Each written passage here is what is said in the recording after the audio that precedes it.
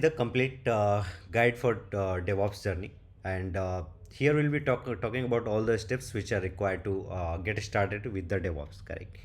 So there are some priorities on the different tech stacks on the different steps. We will be discussing on the different priorities as well, based on which you can get started. And it's not ever mandatory that you go with all the steps which are listed over here. Correct. You might get that too much content on the different platforms, but all these contents are not really required to get started to get your entry in the DevOps world. Correct. You have to just focus on 3 to 4 technology. Once you are familiar with that, once you do have a kind of hands-on, you are familiar with the theory plus practical part, you can get started with the interviews. You can clear the interview, and then you can start working on the real projects. Obviously, with the time being, you will get started, you will be working on that, and you will be pro on that steps as well. Correct. So the first step one becomes your Linux fundamentals. Correct. The first part is Linux fundamentals. When we talk about the Linux fundamentals, we talk about the different commands which are required to do the day-to-day troubleshooting, which are required to do the scripting related things. Correct. Which required to give the different kind of permissions to that. Like, just suppose that you have a different files available. How can you change the permission for the different files? How can you fetch out the different processes which are running? How can you kill that? How can out of the 100 processes, how you can see that how much process is consuming how much memory, how much CPU? Correct. So for that, you should have the understanding of the Linux related things. You should have the understanding on the editor, that your Vim editor. And then you should have the understanding on the yum package manager, apt package manager, or the different ubuntu and other servers. Correct. But if you are familiar with the Linux, you can get started, and you can write down your Linux commands. You can do the troubleshooting. So this one becomes your the first step. It's not that you should have much expertise in this, but yeah, at least you should have the understanding about the different commands which are available within the Linux. Correct. That you can watch out the videos, and you can go through the available commands of the Linux. The second and the most important technology is your cloud. So it might be your AWS cloud, or might be your GCP, or might be your Azure as well. But why I'm mentioning the AWS cloud? Because this is the one which is highly demanded in the market. Correct. So you can get started with your AWS cloud. You can learn about the different services which are available in the AWS cloud. But to get started, you can go with 8 to 10 AWS services which are being used on the daily basis. Correct. In the real project. So you can get started your journey with the VPC, EC2, S3 buckets, then IAM. When we talk about the EC2, it's your server. Correct. It's a kind of virtual server which you can provision in AWS cloud. When we talk about the S3, it's a kind of storage. The S3 offers you the storage related functionality. Correct. We can talk about the IAM, which provides you the permissions related stuffs, like how you can manage the permissions, the security related stuffs. Then Lambda, which is a serverless service which is provided by the AWS, where you don't need to manage the different functionality, different how much CPU you need to allocate, how much memory you need to allocate. Lambda will automatically adjust all the things based on your requirement. Correct. You just need to write the code, and you need to run. Everything will be managed by the Lambda itself.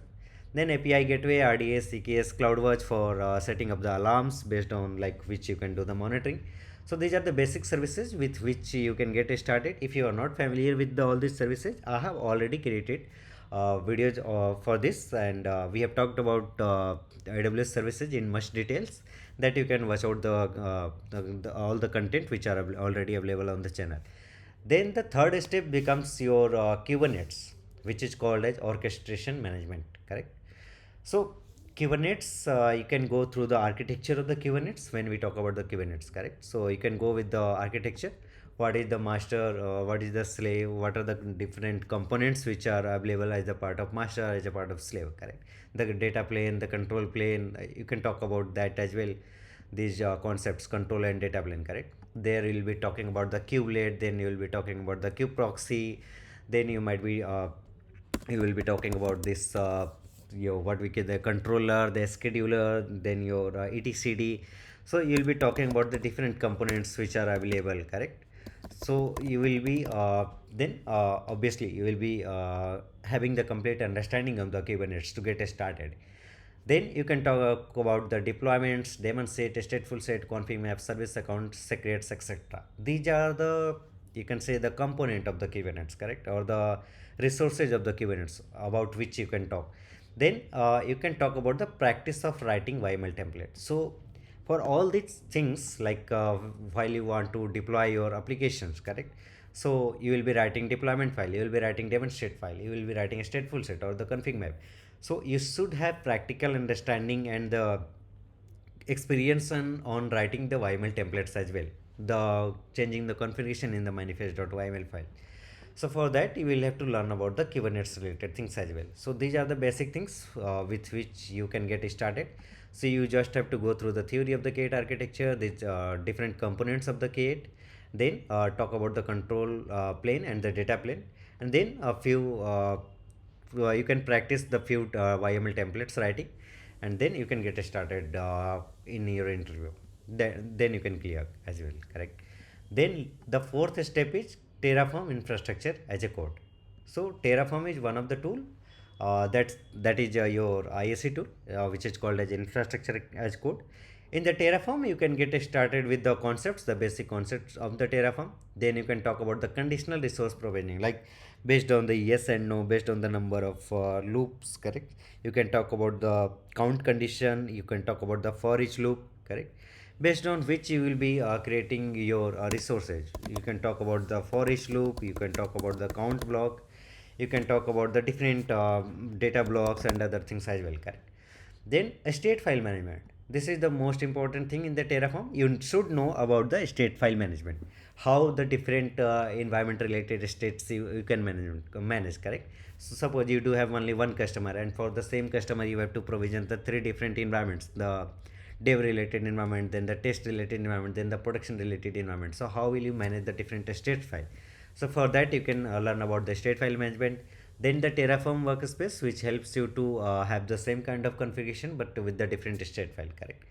So you can talk about or you can learn about the Terraform workspace. Then overview of resource provisioning of the Terraform. So you should be able to write the Terraform scripts to do the resource provisioning on any of the cloud, either on the GCP, either on the Azure or the AWS cloud. You can get started with that. And if you are not aware how to get started with that, all these concepts I have already covered, and Terraform tutorial is available on the channel. So you can go there and watch out the complete tutorial, and you will be able to understand the complete. So it's a completely theory plus practical. So you can learn about that, and you will be able to clear your interview and get started within the DevOps journey itself. Then comparison between the Terraform and CloudFormation. So CloudFormation stands specifically for the AWS cloud. With the help of that, you can provision the resources on the AWS cloud. So you should be able to know that why Terraform is there instead of the CloudFormation if you talk about the AWS cloud only. So you should know about the difference between these two and the comparison between these two, correct? So these four technology are on the top priority with which you can get started, and you will be able to crack the interviews as well. So you can get started with the AWS cloud first, Kubernetes, then the Terraform, and Linux fundamentals. The basic one is the Linux fundamental. So you can learn about 2 to 3 days about the Linux fundamental. You will be able to understand the commands and the way on working Linux fundamental. Then you can go get started with the AWS cloud, then on the Kubernetes side, then on the Terraform side. So these are on the top priority. Moving forward, we will be talking about the CI/CD, Docker, and the basic one, version control and the scripting, then monitoring as well. So let's talk about the fifth point here. On the CI/CD part, you should be familiar with the any of the CI/CD tool. It might be your Jenkins, it might be your GitHub Actions, or any other available tools. So let's get started with the Jenkins only. And in the Jenkins, you can start with writing the Jenkins pipeline. You can get started with the writing simple Jenkins pipeline, where you will be creating one application image, then posting it somewhere on the Artifactory, and then from there you will fetch and deploy. Or you can get started with the Hello World pipeline, correct? So that you will be having the understanding of the syntax of the writing declarative syntax in the Jenkins, correct? Then different steps which will be required to build a CI/CD pipeline, then shared library in the Jenkins, folder authorization strategy, you can talk about that. Then how to set up the Jenkins as well. Suppose you do have one microservice, and for that you have to set up the your Jenkins pipeline. How will you set up that pipeline, correct? So you should have basic understanding of setup of the Jenkins pipeline as well. So you can get started with this as well. Then the sixth step is Docker containerization, correct? So on the Docker containerization, you can talk about the usage of the Docker file, how to write the multi-stage Docker file, what are the different commands of the Docker, like Docker run, Docker ps, Docker build, and the other available Docker related commands as well. So you can learn about that. Then you can talk about the registry, when we talk about the Docker registry, or if you are getting into the AWS, so you can talk about the Elastic Container Registry, which is available as a AWS CR service. So you can get started with that as well. Then the basic which you need to know is a version control. So when we talk about the version control, you should be familiar with the GitHub, GitLab. You should know the Git related commands, either the Git clone, the Git add, Git commit, push, pull, fetch, etc. The merge related commands as well, correct? You should know the troubleshooting steps in the version control, like how to do the branching, what is the merge, what is the merge conflicts, working with the remote repository, how to pull, how to fetch, how to push the changes onto your repository. So you should be aware of the version control system. You can learn about the VS Code as well, Visual Studio Code, and you can get started. You can write the Terraform related scripts, you can write any application related code, and you can push and pull it on the GitHub repository. Then the I won't say the list priority, but you should be aware of the scripting part as well. So either you can go and get started with the Python, or you can get started with the Bash scripting. You should know about the syntax and the fundamental concept. You should know about the, like when you get started with the Linux fundamentals, obviously you will be aware of the Bash related commands as well, the Linux command. But you should know about the file handling, writing automation scripts as well. Like if you have to list down all the pods or all the deployments which are there in a particular namespace within the cluster, so you can write your bash script, and that bash script you can execute, and that will list down all the pods which are running in a particular namespace, correct? So either you can run a single command, or you can do the automation related steps using the scripting. So you should be aware of this as well. Then the last steps comes as monitoring and logging. So you should be familiar with one of the APM tool at least.